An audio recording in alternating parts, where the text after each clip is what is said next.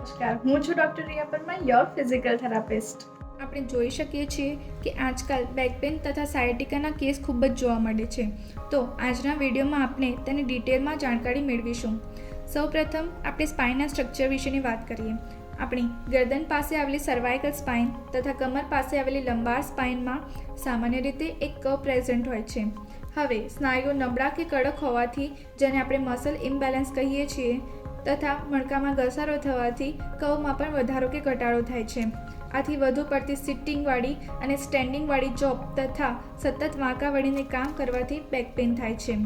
Vitamin D ઓછું હોવાથી પણ લો બેક પેઇન થાય છે. ઘણીવાર કમરનો દુખાવો થાપા તથા પગ સુધી જતો જોવા મળે છે.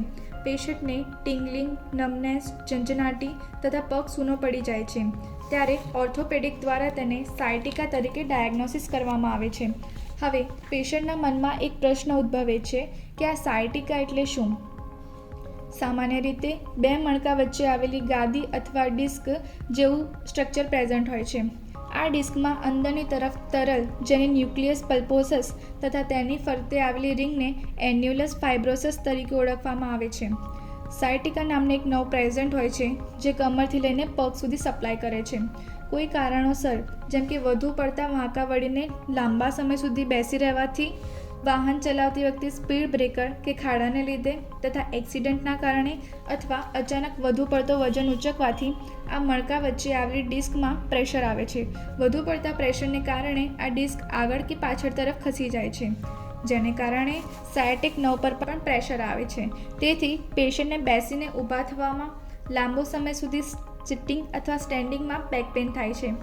બેક પેઇનના સાથે થાપાનો દુખાવો, ઝંઝનાટી, પગ સૂનો પડી જવો વગેરે જેવી સમસ્યા પણ રહે છે. આ ઉપરાંત થાપા પાસે આવેલ પાયરીફોર્મિસ મસલ ટાઈટ હોવાને કારણે પણ નર્વ કમ્પ્રેશન થાય છે, જેને લીધે સાયટિકાના સિમ્ટમ્સ જોવા મળે છે. હવે આમાંથી ઉપાય આપણે કેવી રીતે મેળવી શકીએ છીએ? વાહન ચલાવતી વખતે અથવા બેસીને ઊભા થવામાં ધ્યાન રાખવું જોઈએ. જ્યારે પણ બેક પેઇન તથા સાયટિકાના સિમ્ટમ્સ જોવા મળે તો તરત ડૉક્ટરને કન્સલ્ટ કરવો જોઈએ. ફિઝિયોથેરાપી દ્વારા મસલ ઇમ્બેલેન્સ જેવા પ્રશ્નોનો હલ મેળવી શકાય છે. કસરત કરીને આપણે કમરની આજુબાજુ આવેલા સ્નાયુઓને મજબૂત કરી શકીએ છીએ, જેથી ડિસ્ક પર વધુ લોડ પડતો નથી. આપણે બેક સપોર્ટ માટે લંબર બેલ્ટ પહેરી શકીએ છીએ તથા બેસતી વખતે પાછળ તકિયો કે ગાદી રાખવી જોઈએ. હું આશા રાખું છું કે આ વિડીયોમાં તમને બેક પેઇન તથા સાયટિકાની પૂરતી માહિતી મળી હશે. ધન્યવાદ.